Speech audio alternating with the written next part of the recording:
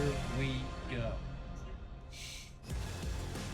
This is the Skip Bayless Show, episode 94, in honor of the baddest Dallas Cowboy pass rusher ever. I'm talking about beyond Bob Lilly, beyond Randy White, beyond Harvey Martin, beyond Too Tall Jones, beyond DeMarcus Ware.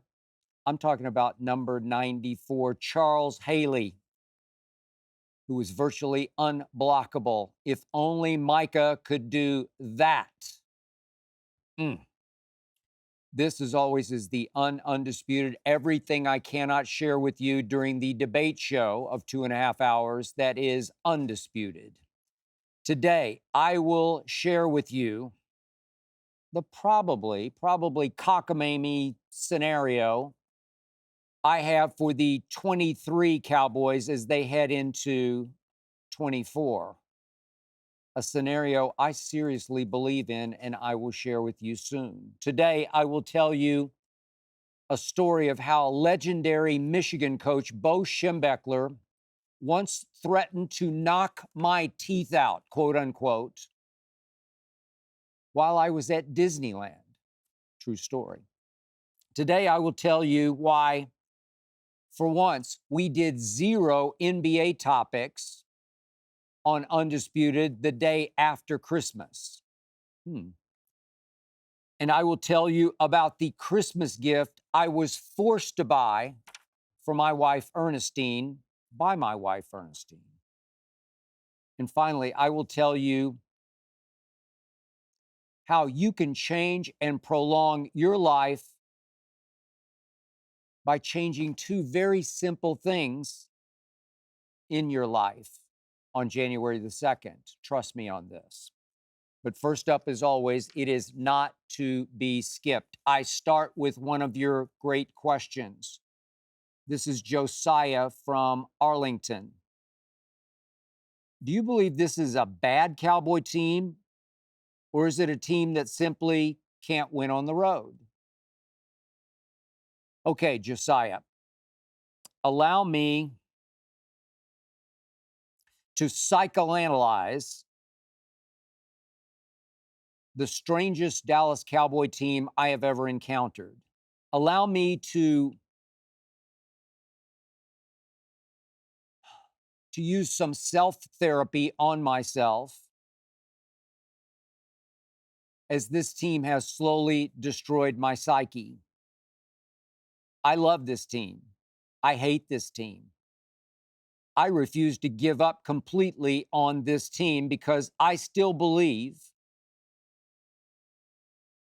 it can and will do great things this year, this season, as long as everybody gives completely up on this team. Let me explain. So, as you well know, this team played on Christmas Eve in Miami. I did not love what happened in Miami, but I didn't hate what happened in Miami.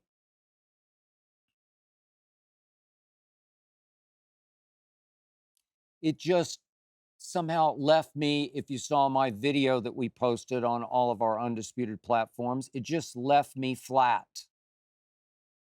My elation over the way my team played at Miami was undercut ultimately by deflation. I just knew we were going to lose that game from the opening drive on. Overall, we played okay. Actually, we played pretty well. We're up 20-19 with 3 minutes and 27 seconds left, and I just knew we were going to lose. I mean, deep down, flat out, knew it. Called it on Twitter. You can look at my timeline. I just knew my defense on that day could not stop Tua from moving his team 64 yards in 12 plays to set up the walk-off field goal, because obviously all they needed to win 22-20 was a field goal. And that is exactly what happened. In the end, it made me feel like I wish it had been 42-20, but it wasn't. It was 22-20 on a walk-off field goal. Now remember, this was the same Miami Dolphins team that scored 70 at home in 3 quarters on Denver. We held that team on its home field to 1 touchdown in 4 quarters. We held that team to 1 out of 4 in the red zone. 3 times we stopped it in the red zone.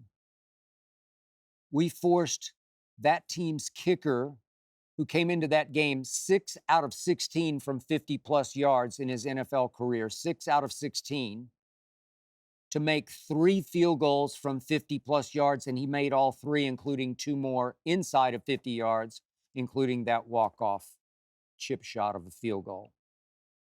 That's what it took. That's what we held them to. Same Miami Dolphin team that came into that game leading the NFL in yards per rush attempt, 5.1 yards every time they handed the ball off coming into that game. We held that team to 91 total rush yards. We had 97 rushing yards. So we outrushed the Miami Dolphins in their home stadium, 97-91. It's pretty impressive. We won the coin toss, and we finally did what I've been banging the table for all season long. When you have the number 1 offense in pro football, you don't defer. You just say, thank you, God, and you do what Tom Brady always did. I'll take the football, and I'll drive it down your throat, and I'll be up 7-0, and I'll make you play from behind and match me instead of me having to match you.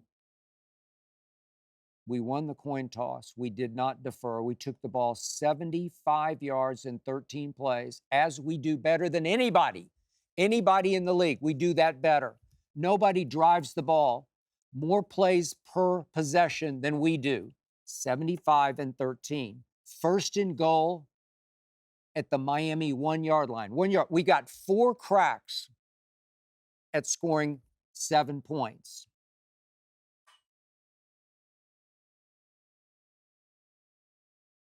We have 4 cracks at making them play from behind, making Tua press a little bit, making them throw more than they want to throw.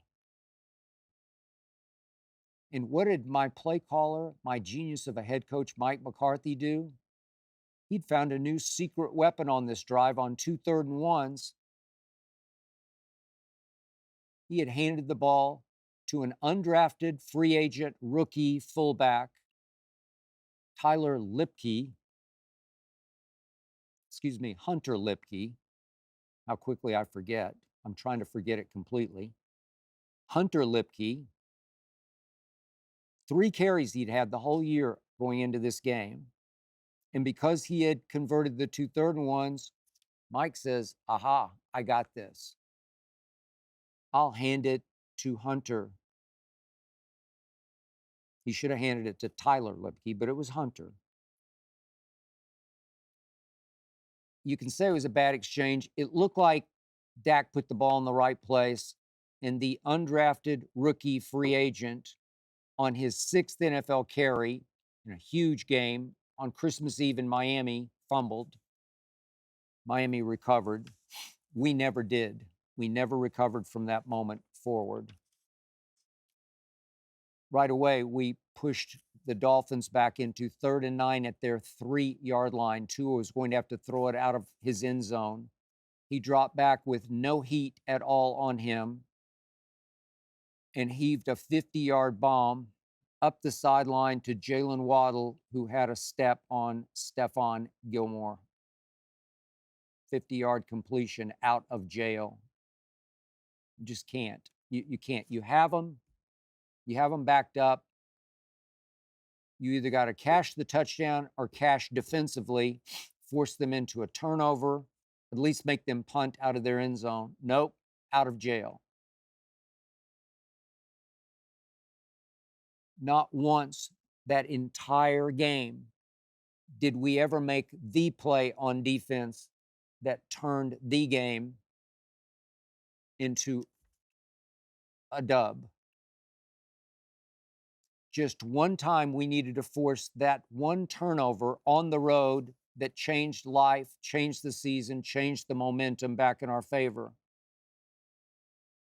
On the road, my team is tied for 25th in takeaways in the NFL, tied for 25th. In the big road games at San Francisco, we did force one. We hit McCaffrey.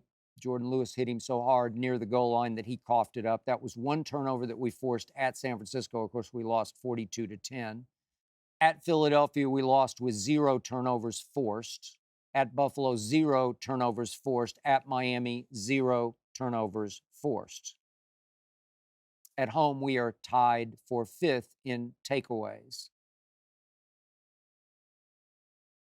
At home, our turnover differential is +10. That leads the NFL in home games. In home games, we lead in turnover differential, the all-important stat. So, Josiah, it feels like, seems like, smells like we're just a horrible road team.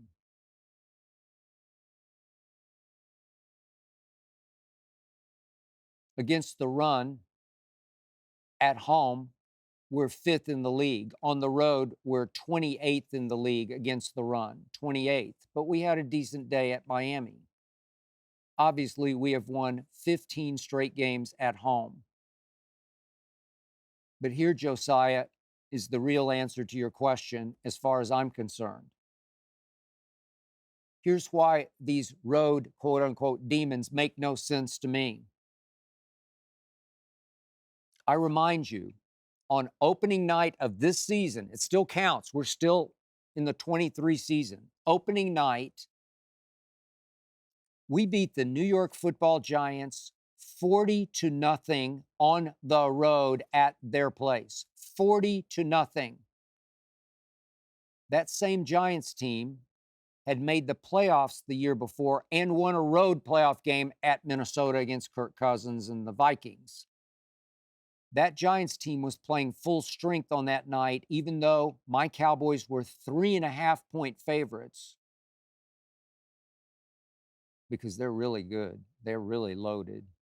They got serious firepower. Even though we were favored by 3.5 against Daniel Jones and Saquon, full strength in that defense. They got pieces on that defense. 40-0 we won. 40-0. 0 zilch. That's impressive on the road. Josiah, if you told me we were now 0-7 on the road, you'd have me. But no, we went to the Chargers when we felt like we were about down and out, when we desperately needed to win, against a Chargers team that had won 2 in a row to rise up to 2-2, coming off a bye week and off a previous game in which Khalil Mack had 6 sacks. Justin Herbert was reasonably healthy for that game. That's tough, man. We're only a 1.5 favorite at the Chargers. So Vegas is saying it's a fairly close game. It's pretty much a toss-up game. 1.5 favorite. We squeaked it out. It was 20-17, but I'd say that was an impressive road team against a team that at that point was pretty good, coming off a bye with momentum, having won 2 straight.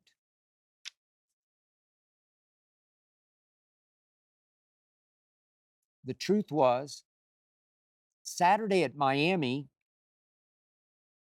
despite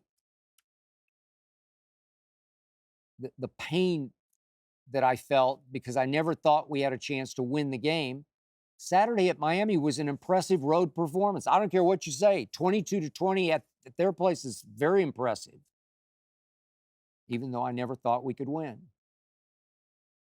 Look, we got knocked on our ass at Buffalo. I did not see that coming. They didn't see that coming.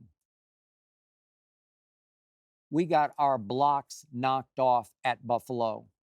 We got emasculated at Buffalo. We got left for psychologically dead at Buffalo. We lost momentum. We lost confidence. We lost whatever that winning edge thing is. We just lost our way at Buffalo. At Miami, we did not have Jonathan Hankins, once again, our primary run stuffer. At Miami, we did not have our soon-to-be Hall of Fame left tackle, Tyron Smith. Both should be ready to go this Saturday against Detroit at home. We're 6-point favorites at home. Vegas is still saying we're significantly better than the division-winning Detroit Lions, who still have a shot at the 1 seed, in part, probably large part, because Detroit has given up the 24th most points in the NFL. Detroit hasn't been very good on defense, but they're very good on offense. They're the 3rd best rushing attack in the league, behind Baltimore and Chicago. But my point about Detroit is, when it's time to seize control and momentum, they're just playing better football than we're playing right now. The truth is, I like Detroit to win this game Saturday at Jerry World, break our streak of 15 straight wins at home. The truth is, I hope we do lose to Detroit at home this Saturday, because I believe that's our only hope. Allow me to explain.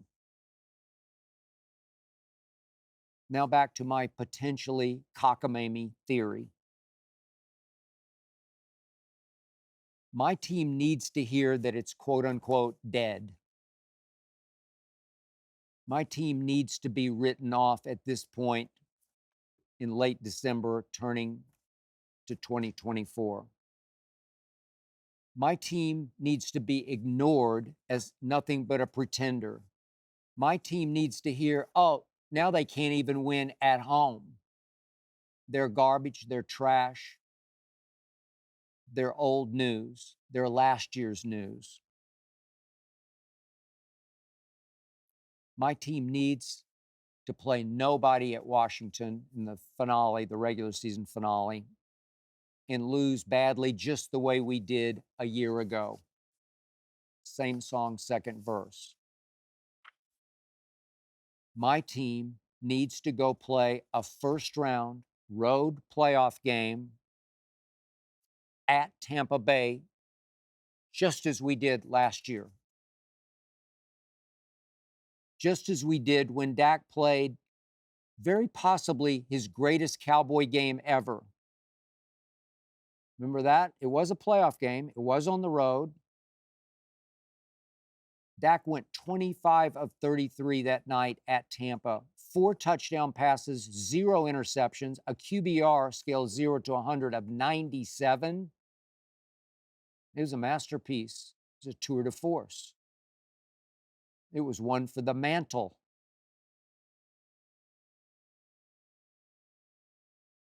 Dak Prescott sent Tom Brady into the sunset, into the night.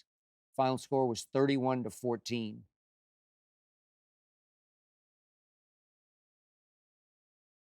Which brings us full circle to a Tampa team that has now won 4 straight games. New Orleans on Sunday, chance to clinch the division.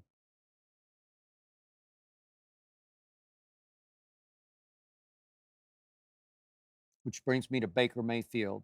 Allow me a quick aside.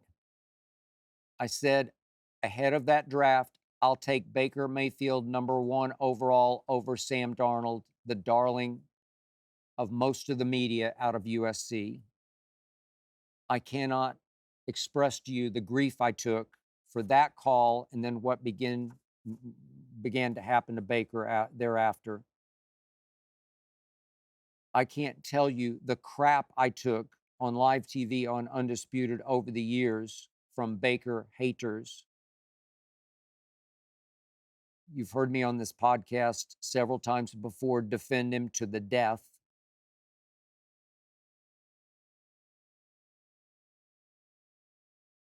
Over what a sensational rookie year he had. Didn't even start the first couple of games. Came in for Tyrod Taylor. Won 7 games for a team that had been 0-16 the year before. That hot streak he got on later in his Cleveland career, that 8-2 streak.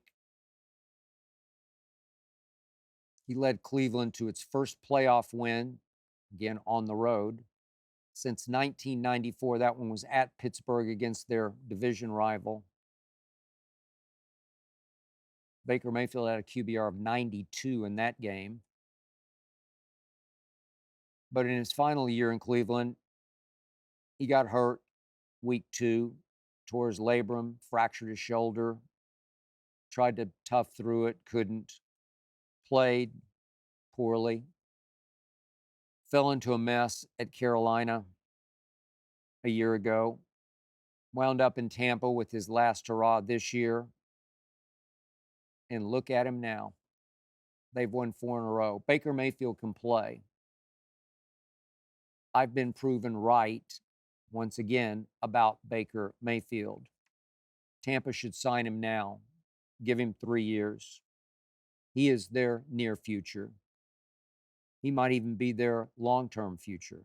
He's only 28 years of age.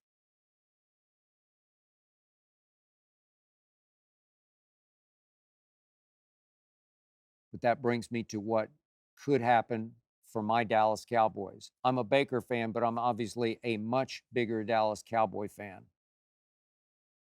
I wasn't a Baker fan just because he played at the school I love, the University of Oklahoma. I grew up loving in Oklahoma City.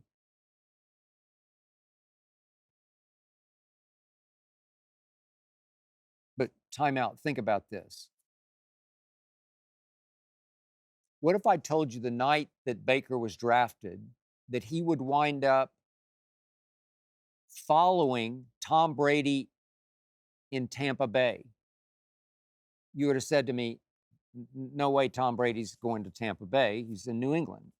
He's going to finish in New England. It's just, it has been written. He would finish as a Patriot, right? No, wrong.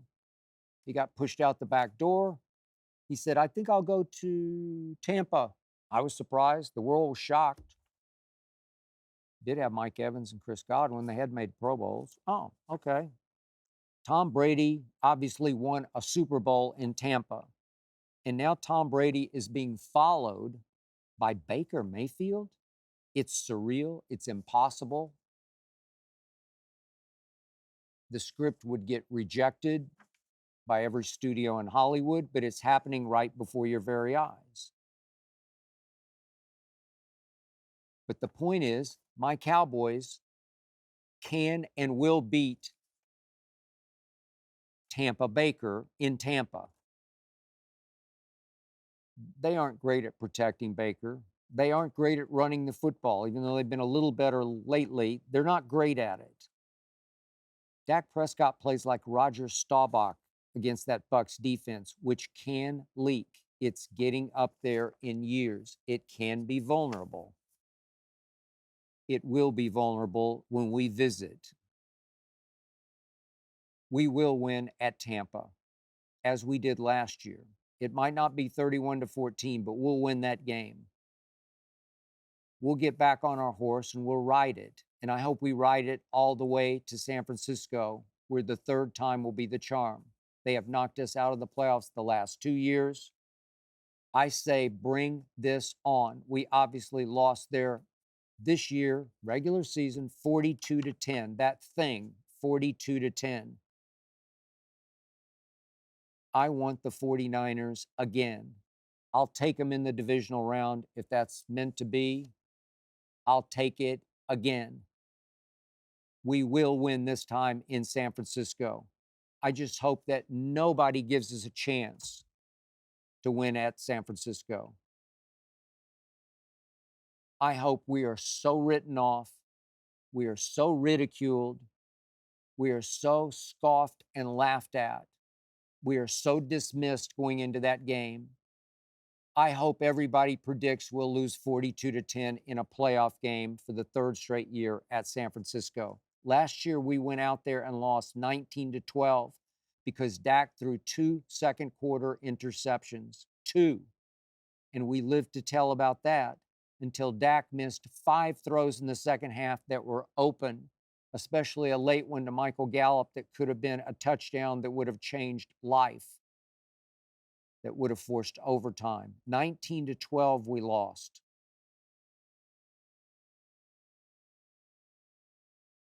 Did you see Brock Purdy on Monday night against the Ravens? Brock Purdy has what I call the haywire gene. I watched Brock Purdy a lot at Iowa State for 4 years. Brock Purdy will try just about anything. A lot of times, he'll complete just about anything. But if you happened to jump up on him, if you happen to make him play from behind, he will try too hard, as he did Monday night against Baltimore. Our pass rush can get after Brock Purdy just the way the Ravens did. If you get after him and he's trying too hard, he'll throw a couple to us. So what if we do wind up, let's just project, what if we wind up in Philadelphia for the NFC Championship game? We ain't afraid of no Eagles. I just hope that everybody would say, you got no chance, no prayer, no hope, no way in Philadelphia. And I'll remind you right now that in the fourth quarter of that regular season game at Philadelphia, Dak Prescott threw for 173 yards. In the fourth quarter alone, 173. Up and down the field we went. But you got to stay in bounds. Your rookie tight end has to get his knee down on the goal line instead of just an inch short. We just failed to cash. Meanwhile, my defense held Jalen Hurts to 3 yards passing in the fourth quarter. The totality of the fourth quarter was Dak 173 pass yards to 3 for Jalen Hurts. We did everything but win that game, and this time we would win that game. We will win that game if we have to go to Philadelphia for the NFC Championship game. And then guess what, ladies and gentlemen?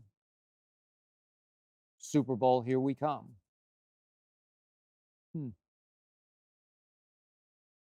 Mike McCarthy, once upon a time, won his one and only Super Bowl. It was 13 years ago.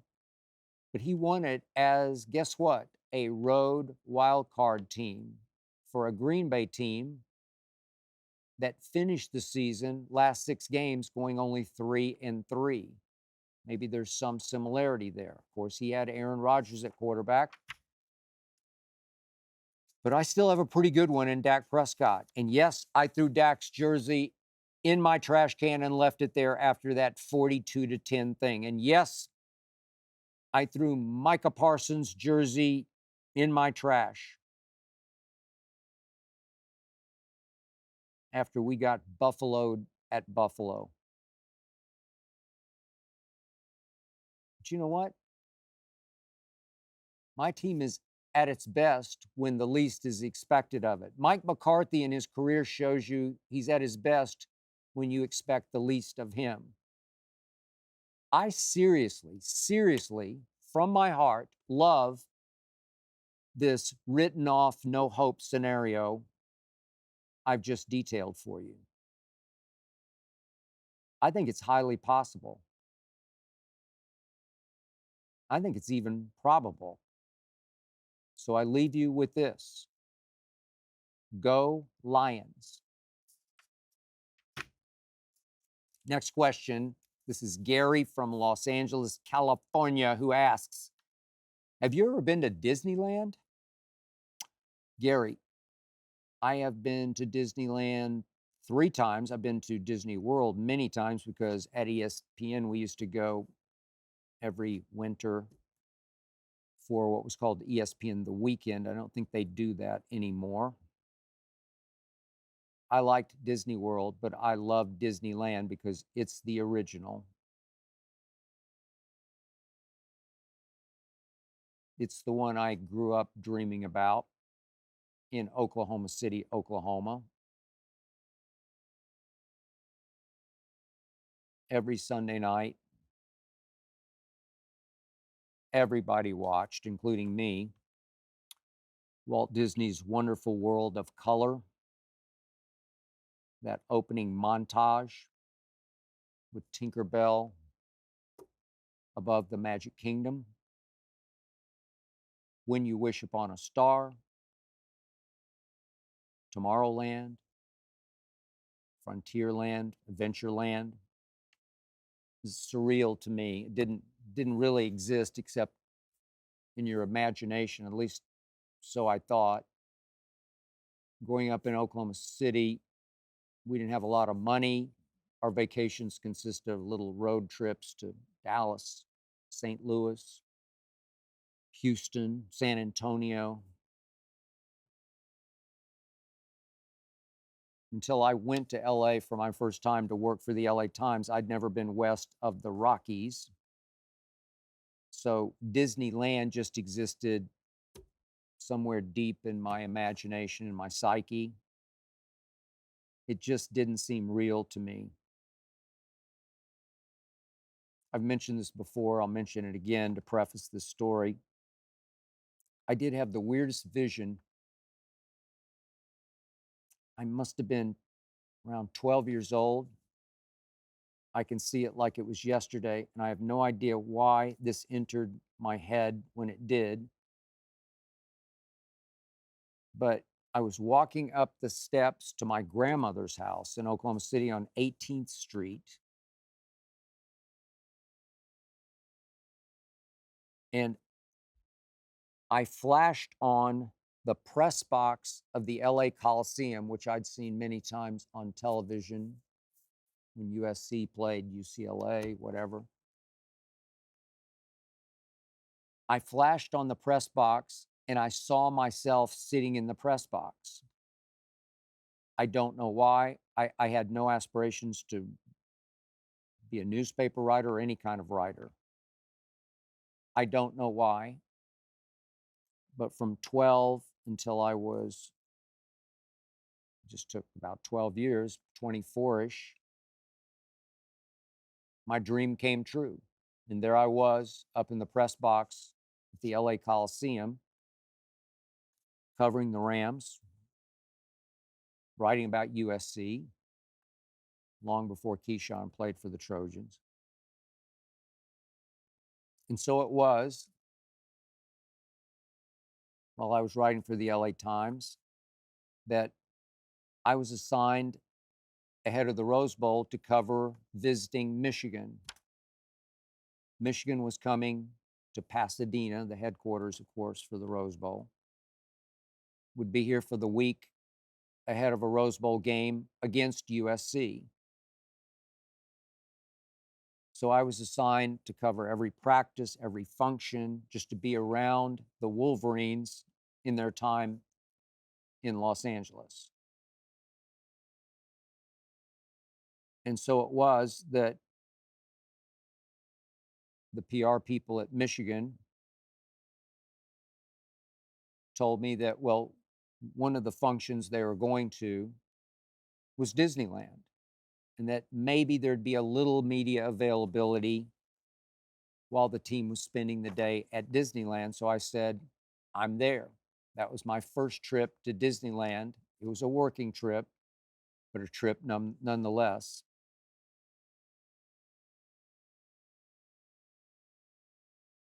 So I went, and I felt a little foolish following the Wolverines as they went through Tomorrowland, Frontierland, and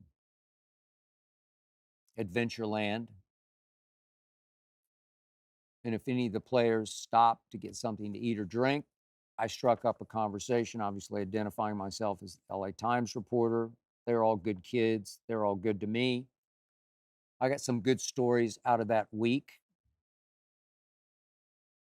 I was at Disneyland following them from land to land, 4 or 5 hours. Late in the day, the sun was setting. I look over and at a little picnic table, there sat Coach Bo Schembechler, legendary coach at Michigan, by himself, taking a break, getting off his feet for a couple of minutes. He had seen me at practice. I waved to him. He waved back. I said, "Can I join you for a couple of minutes?" He said, "Yeah, just for a couple." So I sat down. I think he liked me. One strength I had as a reporter was I could get people to talk to me. I kind of eased into a conversation about some of his draft eligible kids who could go high. We talked about a linebacker he loved, and then we talked about a cornerback he didn't love. And he told me, "This is off the record." And I said, "You can trust me." And the more he talked about the cornerback, the less I liked said cornerback. He went into some gory details, but they were true. It's just a good, honest conversation. The head coach's evaluation of why this cornerback won't amount to much at the next level. And by the way, he was right about that cornerback. So as the conversation wound up, I thanked Coach Bo. And as I got up to leave, he stood up and he grabbed my hand and squeezed it. And he looked me dead in the eyes from about 6 inches away, nose to nose. And he said to me, "If you print any of what I told you about that cornerback, I will come and find you and I will knock your teeth out." He didn't grin. He didn't chuckle. He was deadly serious. He was going to come and find me and knock my teeth out. And I said, "Coach, you can trust me." And I was trustable. And I obviously did not print any of what he told me about that cornerback, but I did write a story with a different perspective than I would have had on my own without his guidance. But it did shake me up that Bo Schembechler had just looked me right in the eyes and said, "I will come and find you and knock your teeth out." And I believe he not only meant it, but he was highly capable of just that. Even though at that point he was, I don't know, 30 years older than me. That was Bo Schembechler. And as I walked away, I looked around at whatever it was, Tomorrowland, and I thought,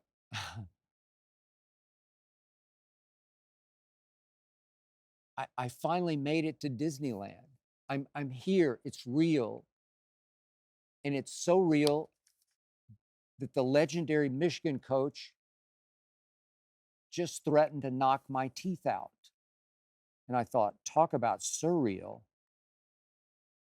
I guess I have arrived. I tell this story only because we've come full circle. And as I speak, Michigan's football team, the number 1 seed in the college playoff tournament, is out here in Los Angeles getting ready to play Alabama in a national semifinal. May Bo Schembechler rest in peace. This is from Mike from Boston, who asks, "Did you struggle keeping track of all the NBA Christmas Day games and the NFL lineup?" Weirdly, Mike, that's a great question. But weirdly, I did not struggle. I expected to. I had my 2 TVs going at once, but I found myself fixating on the NFL games at the expense of the NBA games. Raiders, Chiefs, Giants, Eagles, and of course, Ravens, Niners. For the first time ever, the NFL truly bogarted the NBA on Christmas Day. Bigfooted the NBA on Christmas Day, flexed for all of us on Christmas Day. I did carefully watch Celtics versus LeBron because I watch every dribble of every LeBron game.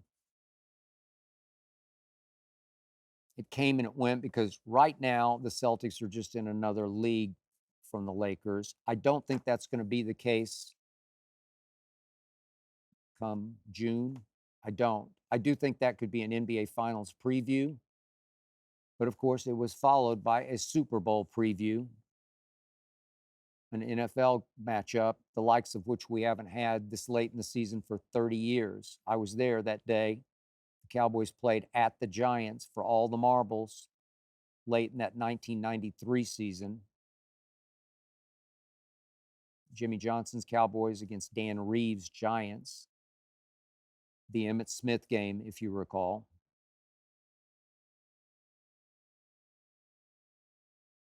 This had just as much legendary potential. The two best teams this late in the year on Christmas night. I don't know how you could ask for a better gift from Santa, the NFL Santa, than that. Would you believe that on Tuesday, on Undisputed, it was the first time ever on the day after Christmas, we did 0 NBA topics. I mean, seriously, the NBA season, even though it just starts on Christmas Day, as everybody says, that's the cliche. The NBA season is about a third finished. Well, the NFL season obviously is nearing the finish line. Ratings sensational for those games. Raiders Chiefs, most watched Christmas Day game since 1989. There haven't been that many, but since 1989, Raiders Chiefs, I watched every second of it. Couldn't get enough of it. Big Antonio Pierce fan. I'm at heart a Raiders fan because I was so close with Al Davis, the late great, the Godfather. Can't help rooting for them, and especially for the coach that I worked with so closely at ESPN, Antonio Pierce. Edge of seat. Not a big Mahomes fan.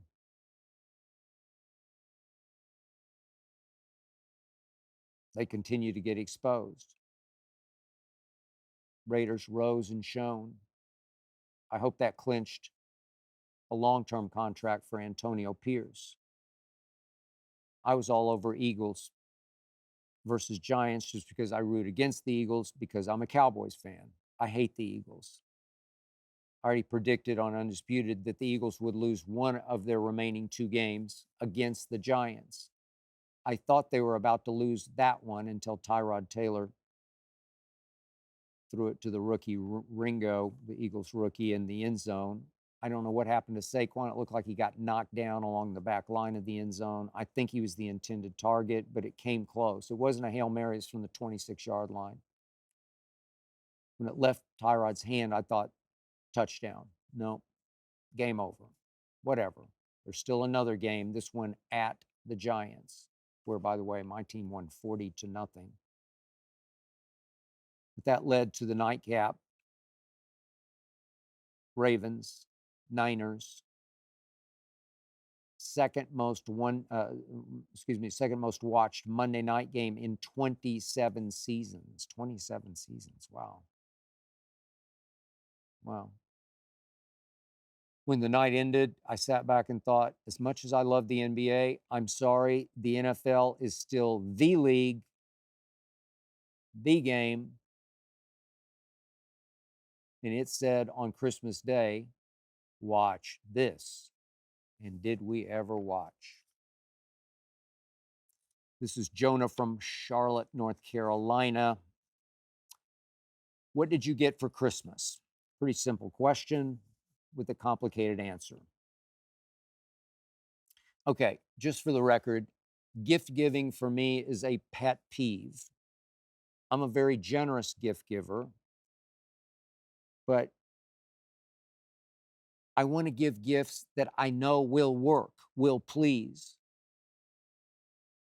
not gifts that ultimately wind up in the back of a closet or bottom of a drawer, or for that matter, in the trash. My mother always told me, it's the thought that counts. I get it. I get it. It's the thought. It doesn't really matter what you give as long as you give something. That's what she always taught me. But you know what? I can do better than that. I can do better if I know what you want, what would please you, what would make you happy, and I'll get it. But I need to know first. I can't guess because the odds are I'll guess wrong. So, just for the record, just about every Saturday, my wife Ernestine and I walk. We're just 2 blocks away from the Century City Mall. Here's the best mall in America. It's open air, just a couple of blocks away. It's jammed on Saturdays usually. It's hard to park. So we just walk with our little daughter, Hazel, our, 7-year-old Maltese. She's a ball of fire. She's difficult to deal with, but she does better with people at the mall because it's such a parade of people. She knows it's not her turf. So we take her for a walk among the parade every Saturday. It's great. It's a lot of fun. A lot of dogs. Of course, Hazel wants to kill most of them. She thinks she's big enough to, and I don't know. I haven't let her try, but I wouldn't put it past her. So when we go, I usually wear a baseball cap and sunglasses, and I get recognized some, not terribly much. I don't mind it at all. Ernestine does because it disrupts our brief time that we have together. But as we were walking, I did see in the Varvatos store window, John Varvatos, a purplish sort of leather jacket that I liked. Just caught my eye. I thought, I like that. Told Ernestine. I did try it on just to make sure I got the right size, and she got that for me. Beautiful. Worked. I'm very happy. Now, for the flip side, it's so hard for me to buy for Ernestine. I want to buy for Ernestine, but I just don't even know where to start. So we fell into a pattern whereby before Christmas, before her birthday, before anniversary, whatever it is, I can either ask her, what do you want? Or one Saturday at the mall, whatever, we can shop. And she seemed to be happy with the prospect of, hey, just the world is your oyster. Whatever you want, we'll get it. So do you want to try something on? Do you want to look at jewelry? Whatever you want, whatever your heart desires. It's a great mall. Everything's at that mall. Just let's shop. So this year I've been busier than ever.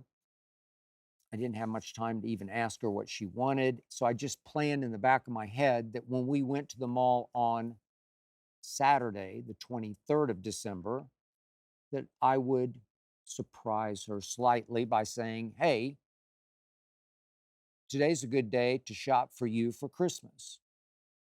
And I was hoping she'd go right along with it and say, oh, thank you. That's beautiful. I was thinking I did see this in this store or whatever. This piece of jewelry I've been wanting. I thought maybe we could kill two birds with that one stone, maybe a gemstone of some sort. I thought that she would be happy with that, and I caught her wrong place, wrong time, wrong mood. Because I had to go to the mall to pick up something a couple of weeks before. She thought I was going to get her something, but I wasn't. And she got mad because she got surprised, and she said, for once, I actually thought you were going to surprise me.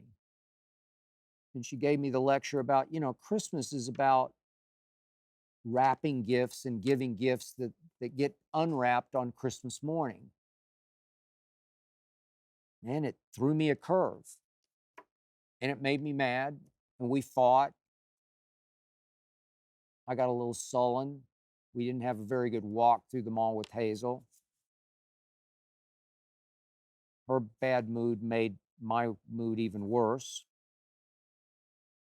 It was a bad day because I didn't see that coming. So now I'm stuck because the clock is ticking and I got nothing. So if she's not going to let me shop with her, I have no choice. When am I going to shop for her by myself? I got to go home and watch a Laker game.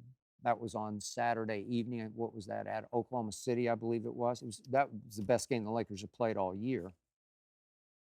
After, remember, Anthony Davis said, we're going to treat this like a must-win, and did they ever? It's hard to win in Oklahoma City. I just watched Oklahoma City beat Minnesota at home. Minnesota's got the best record in the league, in the West. And so I'm going to watch the LeBron game. And so the clock is ticking, and I realize out here the LeBron game's not going to end until 8-ish. Well, I'd seen while we're at the mall that the stores are going to stay open, I think, until 10.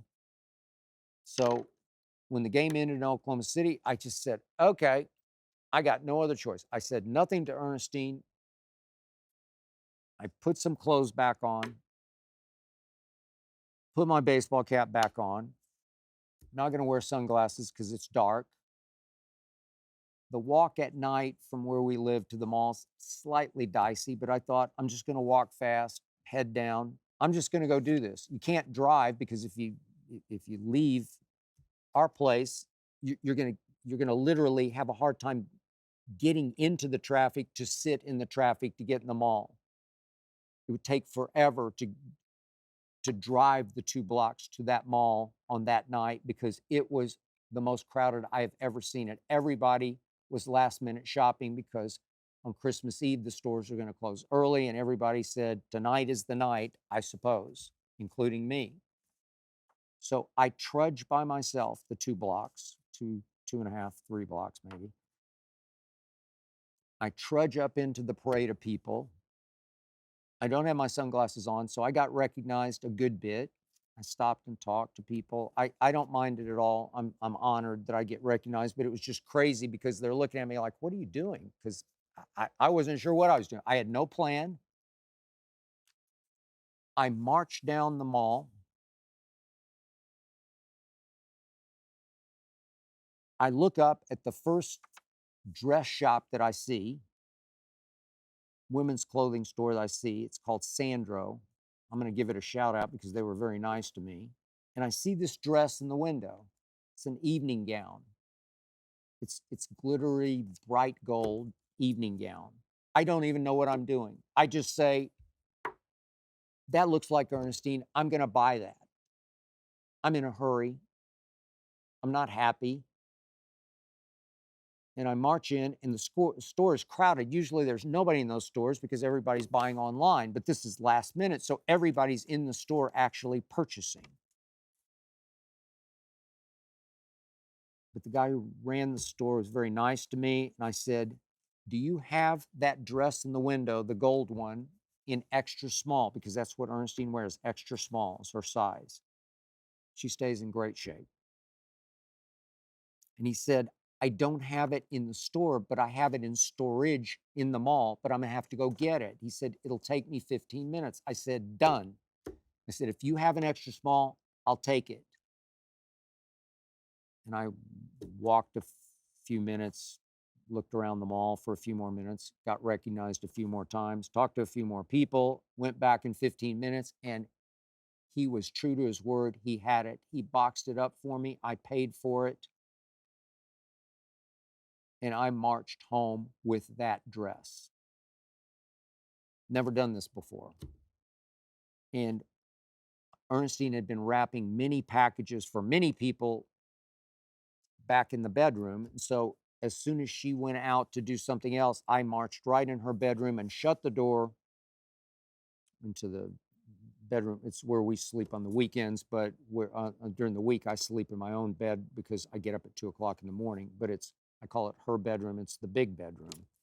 But I walk into the bedroom and I see all of her wrapping paper. I have no idea how to wrap a package. I used to when I was like 7 or 8 years old. I wrapped a few, but I didn't know how. So I take the scissors and I just hack away. And I did the worst wrapping job in the history of wrapping. And I didn't care. I'm just slapping tape on it. But I covered it up. I got it covered up. I took it back in my office and hid it. And on Christmas Day, when it was time, when we give all of our cards to each other and gifts to each other, I presented her with this horribly wrapped package, which she happily tore open. And she happily discovered I had given her a gold evening gown for which she has no use. We have no plans to go to any events that I'm aware of. She has absolutely no use for that evening gown at this moment. And she genuinely, I believe, loved it. She was in awe of it. She was the happiest I've ever seen her on Christmas morning because I went on my own and I got her something I chose and I surprised her with it. And my wife was the happiest I've ever seen her on Christmas morning. Who knew?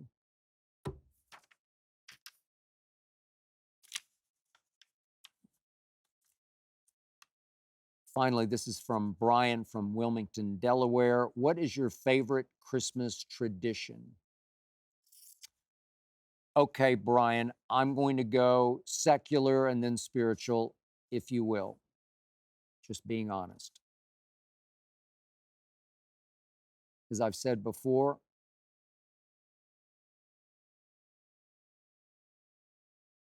favorite tradition for my wife Ernestine and me every Christmas is the movies that we watch together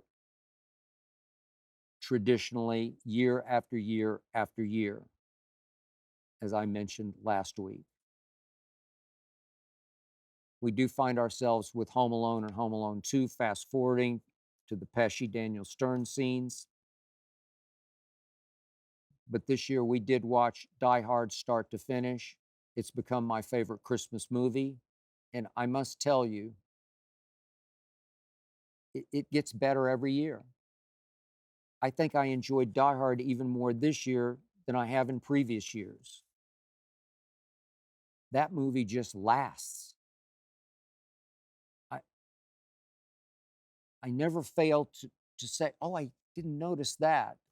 I've watched it, I don't know, 43 times, and I'm still noticing little detail. Oh, I didn't notice that. Interesting. Die Hard.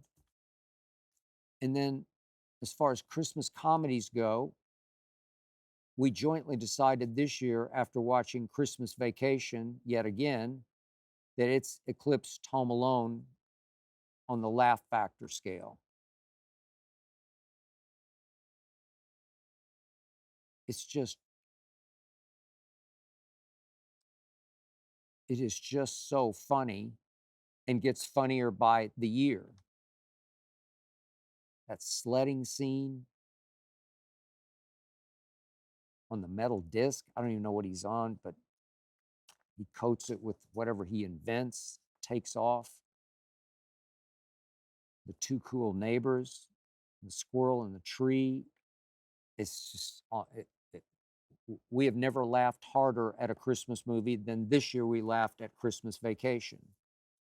And then finally, from the heart, I said before, that 1938 version of A Christmas Carol, Reginald Owen as Scrooge, touches my heart, is close to my heart, because I've had some Scrooge in me. But if you get down to my favorite deep down heartfelt tradition, for me, there's nothing better than going to church on Christmas Eve. It's the most magical night of the year for me. It's Star of Bethlehem night. It's lying in the manger night. It's singing carols with the congregation. First Noel, O Come All Ye Faithful. It's hearing the choir sing, What Child Is This?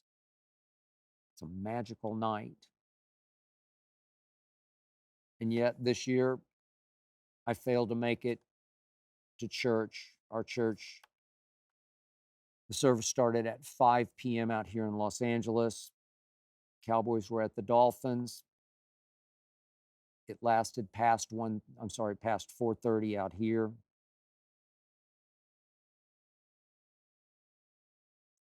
If you're going to make it into our sanctuary for the Christmas Eve service, you have to be there by 4:30 at the very latest, so the game's still going, coming down to the wire. I failed. I didn't make it.